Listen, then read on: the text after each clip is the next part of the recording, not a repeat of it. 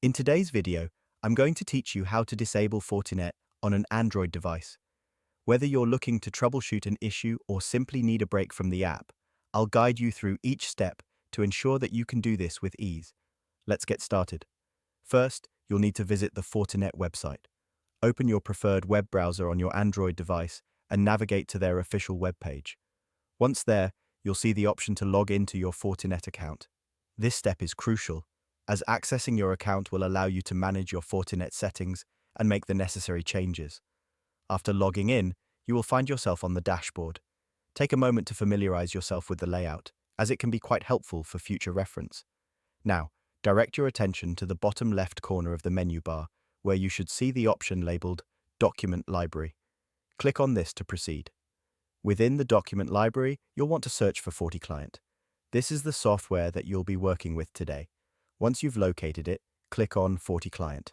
This will bring up various documents and guides related to the software. Next, locate the forticlient Android Administration Guide. This document will be your key resource for managing forticlient on your Android device. Give it a click to open it up. Now that you have the guide open, navigate to the section titled Getting Started. This section provides a comprehensive overview of the steps you need to take to manage forticlient effectively. The next step is to locate the part of the guide labeled Force Stopping forticlient Android from the Apps page. This is where you will find detailed instructions on how to disable or force stop the Fortinet app on your Android device. Carefully follow the instructions provided in this section to complete the process. And that's it.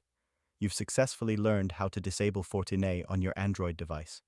By following these steps, you can effectively manage the application and control its operation on your device whenever necessary. I hope this guide was helpful and that you now feel confident in your ability to manage Fortinet on your Android device.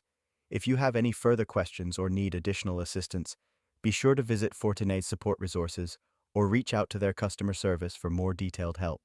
Thank you for watching, and stay tuned for more helpful guides.